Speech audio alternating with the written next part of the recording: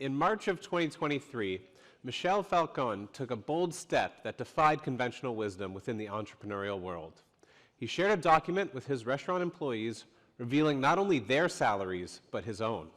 Now, Michel is here to take us on a journey into the heart of his philosophy, which centers around radical pay transparency. Please welcome entrepreneur and expert on customer experience and high-performing teams, Michel Falcon.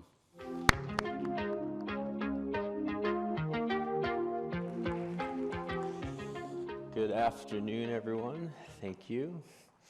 Since 2007, I've been studying the psychology of employee behavior and team performance. And I can distill all of the studies, the lessons, and the research in one simple sentence. Employees want what humans want: truth and transparency. What I've learned is that we've all erected a barrier between how we behave in our professional lives and how we behave in our personal lives. When I go home this afternoon and greet my fiance at home, I'm not going to put on my fiance hat. Tomorrow morning, when I go to my restaurants, I'm not going to put on my CEO and founder hat. It is the same hat. We behave the same way when we're trying to build relationships with our aunts, our uncles, our friends, our brothers, our sisters, our parents. But yet, we've distorted how we behave in the workplace, how we lead humans, how we lead people. In 2009, I was a frontline employee working at the head office of 1-800-GOT-JUNK, taking 100 calls a day. And I always envisioned that one day I would start a company of my own. And in 2009, I said I was going to do something that would bring truth and transparency into the workplace. Today, I own fast casual restaurants, 3 locations here in Toronto called Brasa Peruvian Kitchen, and soon to be New York. My industry has 100 to 150% year-over-year turnover. So the fast casual restaurant that you go to today, next year will have an entirely different team. Last year, Brasa Peruvian Kitchen had 17% year-over-year turnover with our employees. So we're beating the market. In 2023, I finally got to do that thing I said I was going to do in 2009. I revealed all of our wages and our salaries across the board within my company. Why did I do this? I didn't do this to be radical. I did not do this to be a contrarian. I did not do it for the free PR. I did it because it's the right thing to do. I did it because I want to build a culture of truth and transparency. What that looks like, that can seem like a really scary thing to do. Nearly everyone told me not to do it. I had an executive at Netflix say, "Don't do it. We thought about doing it." I had a couple people say, "Do it. If your company doesn't implode, maybe we'll do it too." I'm not a martyr. I'm not a martyr. I just felt like it was the right thing to do, and I also would want to work for a company that was willing to do things like this. Within leadership, you have to be willing to be misunderstood. Within leadership, it's our responsibilities to create workplaces that have never been seen before. This is what it looks like. This is a snapshot of the document that I released to my team. Every single person was listed. You have their name. You have what they earned when they joined the company, and you have what they earned current date. We refresh this every single time somebody is hired. We refresh this every single time somebody is offboarded. But the last column you see to the right is what supports this. It's what will make it stick. I call it the employee journey. It's a snapshot of all the activities and the achievements of every single individual. Employees want what humans want: truth and transparency, and the employee journey is what brings that truth. It's undeniable. We know that Miko earned that 5-star review that one day. We know that Sufisha did this for that one supplier. It's all documented. That's truth, and this is transparent. 423 companies. When the world stopped during the pandemic, I stopped too. I saw employee behavior changing. I knew customer behavior was going to change as well.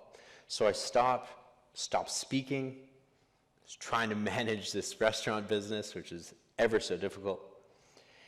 Of the 423 companies across dozens of industries on different continents, every single company in one form or another said that they were transparent. Nearly all told me that they shared their revenue data with their employees, and a few, most, shared their P&Ls with their team. But none of them were willing, or currently were, sharing statistics around wages and salaries. But I thought you told me that you were a transparent company. We're transparent when we feel comfortable to be transparent. You know that thing that secures your livelihood? We're not going to talk about that. And as a matter of fact, if you talk about that, we're going to punish you. We're already talking about it behind your back. It's happening. And if you punish us for talking about it, you're not punishing us. You're fracturing the trust that we have with your company. And if you want us to bring our whole self to work like you say you do, stop punishing us. To talk about the thing that secures our livelihood. Raspberries are $6.99. Gasoline is at record highs. It's becoming unaffordable to live in metropolitan cities in North America. So that thing that secures our livelihood, we should probably sit down and talk about it. This isn't a soccer player. This is an employee. We know what Mbappe makes. His teammates can easily search what he makes. If you do a little bit of math, you can figure out what this individual earns as well. She's been in the media a lot lately, hasn't she? It's already happening. Why are workplaces and company cultures that are transparent aren't willing to go the entire way? I didn't do this to be a contrarian. I didn't even do this for a DEI strategy. I did it because it's going to happen. And I know it's a taboo subject. I heard it from everybody saying not to do it. The study of employee behavior is a study of human behavior. It's the same thing. We all want the same thing. We want truth and transparency in our relationships. The reason my fiance and I are going to get married next month is because we have truthful conversations and we're transparent with each other. Imagine if I withheld information from her. Imagine if I withheld information from my best friend or my mother or my father. Wouldn't there be a fracture in that relationship? 30 to 40% of divorce is because of finances, because the lack of truth and transparency in how incomes are earned and how things are spent, how debt is managed. Human behavior and finances. Human behavior, wages and salaries. It's the same thing. If these relationships and marriages are ending because of money, don't you think the relationships in our workplaces are fractured because of the same reason? It's human behavior. Remember that wall I told you about that we have erected? This is how I behave in the workplace, and this is how I behave in my personal life. We have to break down that wall if we're truly going to have truthful and transparent conversations. To build a company that the world needs more of, one where everyday people are empowered to make great money, achieve career growth, and help close the income inequality gap. I consciously did not look at the confidence monitor in front of me while I recited that. That is stitched into the DNA of my leadership. That is our mission statement at Brasa Peruvian Kitchen. It took me 1 year to write it, not because I can't string a couple sentences together. I did it because I know that this is going to be the last company that I start. And I wanted to have a strong foundation from day one. I don't actually call it my mission statement. It's why we exist. It's the why we exist statement. I sell commodity products, fresh salads, warm bowls, superfood smoothies with real proven ingredients and superfoods. You're not going to see any of that in this statement. If we're going to build a people-first culture within our organization and recognize that employees want what humans want, truth and transparency, we need a strong foundation of why we exist. Why do we come to work? To build a company that the world needs more of. I don't want to be villainous. I operate in an industry that exploits minimum wage. I don't agree with that. I think that's an exploitation of people. I'm not willing to step on people.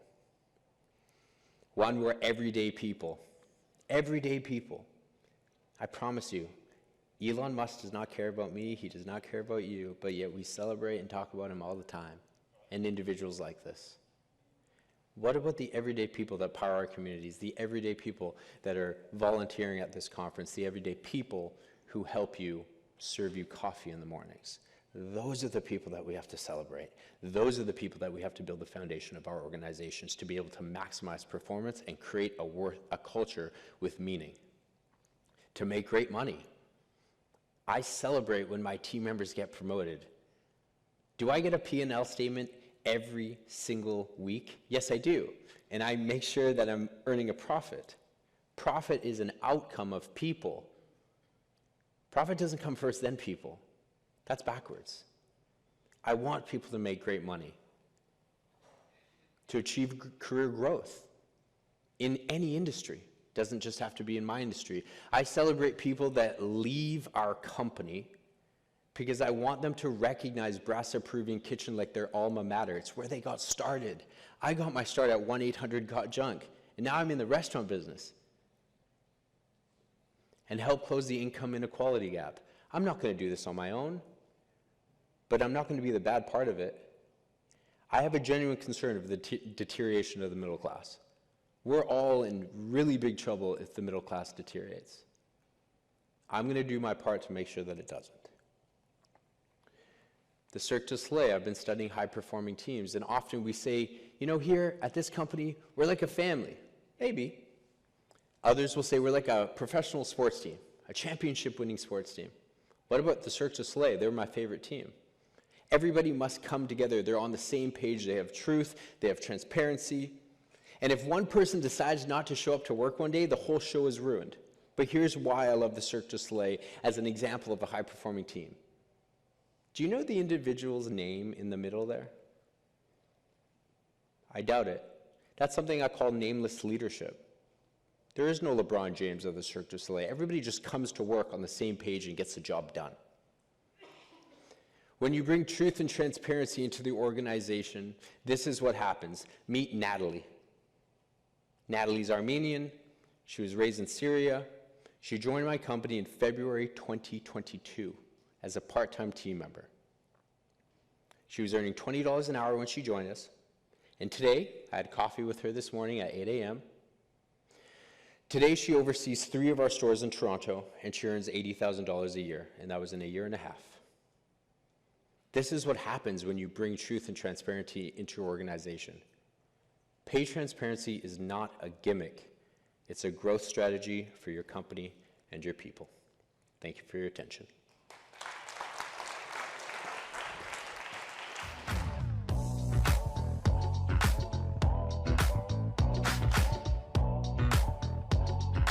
Thank you. And that's a wrap. Thank you for joining us at the Work Shift stage. Come back at 1:30 p.m. for an afternoon of expert speakers on the Scale Up stage. Be sure to check out some of the food truck vendors that we have on Front Street for some tasty lunch ideas, and explore everything else the festival has to offer. And we'll see you soon.